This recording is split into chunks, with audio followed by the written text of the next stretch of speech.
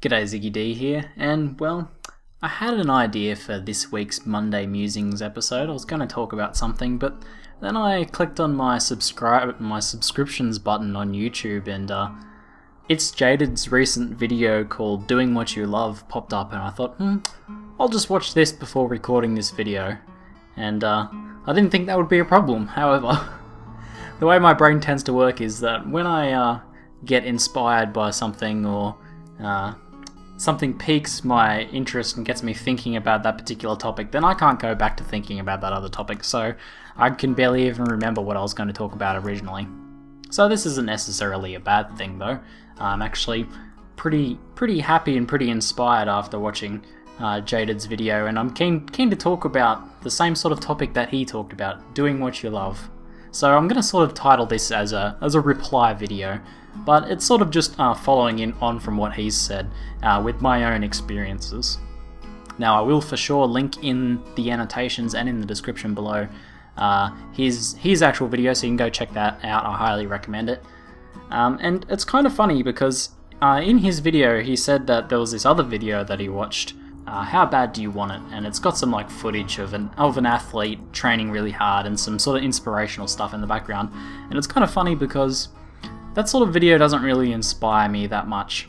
But a video like Jaded's, where it's just sort of a regular guy talking about himself trying to do what he loves and actually taking that leap of faith into doing what he loves, then that's the sort of thing that actually really inspires me, because it's something I can actually really relate to. So in Jaded's video, he sort of starts off by talking a bit about his past and growing up as the artistic kid, and how that sort of led into him doing what he does now.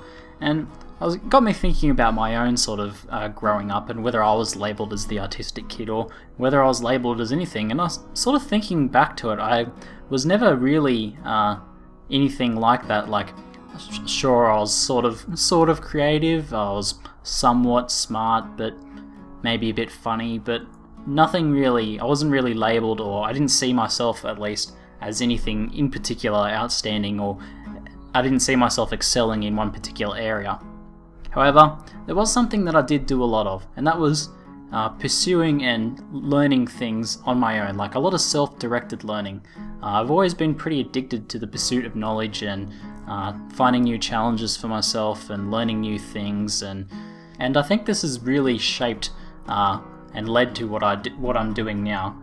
So while growing up, this sort of pursuit of solo endeavours and creating my own successes sort of manifested itself often through video games. So I played a lot of games, especially solo games where they were particularly challenging and I had to get better or overcome or create some way to be successful in the game. And that sort of led on to other things as well, me just learning about whatever random topic I felt interested in that day.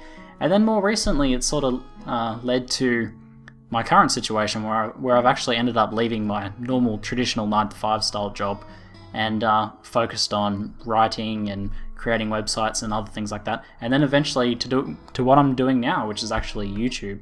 So this has all been this series of self-directed challenges and learning pursuits and trying to create my own successes.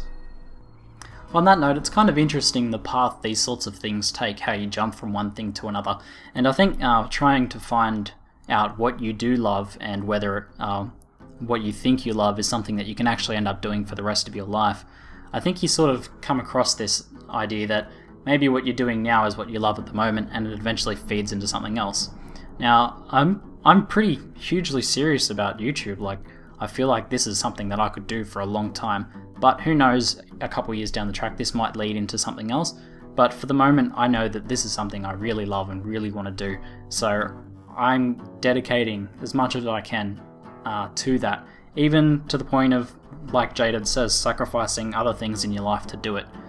And I must admit, it's pretty stressful and exhausting doing this. It's awesome to be trying to do something I love, and I can't actually see myself living any other way. Like, I had to leave my traditional style job because of that, because I can't see myself doing anything else. But it is quite difficult in your mind with this constant stress of, you know, am I doing the right thing? That am I sacrificing too much to be able to do it? Am I putting too much stress on the people around me, on myself? can I keep up this sort of momentum? Can I keep doing this? However, I think this sort of challenge and this stress and these things that play in your mind are a huge part of your personal development, your character development. And if you really do want to end up doing something you love, you have to go through that sort of challenge to be able to get there.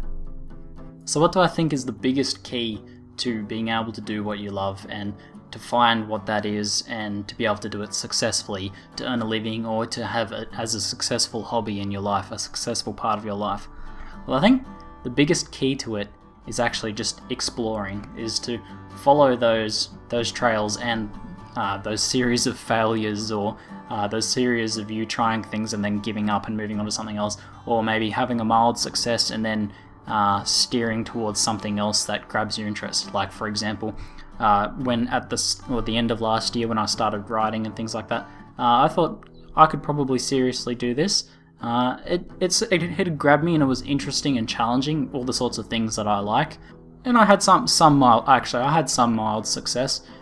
But what ended up happening from that was it steered me somehow into YouTube. I'd writing, and that got my brain thinking same sort of thing, and then I'd sort of dabbled in YouTube a little bit, and I've thought about connecting these two things together. And a lot of the stuff I've learned from writing, like the idea of coming up with keywords and making short and condensed guides and things like that, they've all really fed into YouTube for me. Like ZiggyD said that a lot of the artistic sort of stuff that he did, a lot of the study he did, and dabbling in Photoshop and things like that, all ended up leading into his YouTube that he's doing now.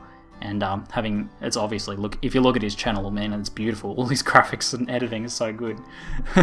So you can sort of see how the one thing that you've done that might not have been like the thing that you wanted to do for the rest of your life, but it's really led into that same sort of thing.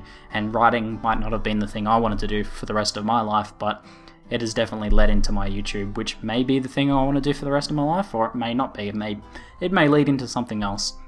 So if you want to find what you want to do, what you love, and what you want to do for the rest of your life, then you have to explore things. You have to be able to take that risk, sacrifice a few things, maybe live a bit more uncomfortably for a while, and make yourself mentally uncomfortable. Put yourself in a position where you are challenging yourself a lot. It's quite easy to do what you feel like you should be doing and to follow. Like, I think we are pretty similar to animals in the same way that, if you know a lot about dogs, dogs don't really like to lead their pack. Most dogs are more than happy to follow the pack because it's a lot easier. They don't need to think about leading and things like that.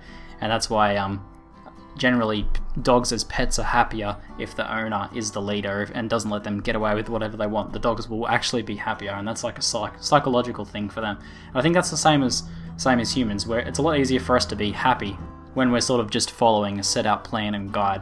But to really lead yourself into something maybe that could possibly be better, or at least to feel satisfied that you've tried, then you need to put yourself in that uncomfortable situation. You need to explore those possibilities. I know the whole thing makes me extremely nervous and stressed. Pretty much every time I go to record a video, I'm like getting the jitters, even though I've recorded like over 160 videos now. Every time I still feel nervous and still think, am I doing the right thing? Or even though I get intense enjoyment from doing those videos and that, it still makes me nervous, but I know that I have to keep pursuing this if I want to find out that it's the right thing for me. So like my usual Monday musings, this is sort of just a ramble, but that's pretty much what this is about. It's just me rambling about something that I feel inspired or interested in at that moment, and pretty much just talking through it rather than having a full-on point, but hopefully you guys are able to get something out of this nonetheless.